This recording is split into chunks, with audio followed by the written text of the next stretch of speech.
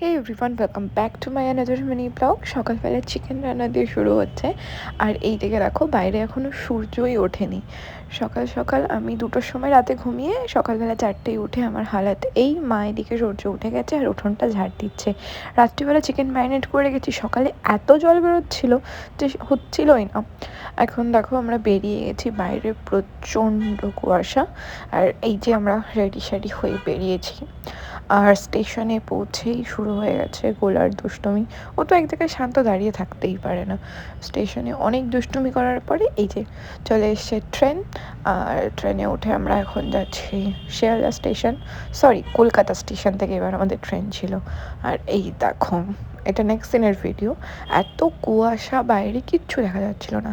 আর ট্রেনে পুরো টাইমটা ও ওর বাবার কাছেই ছিল, যার জন্য আমার কষ্টটা ভীষণ লেভেলের কম হয়েছে।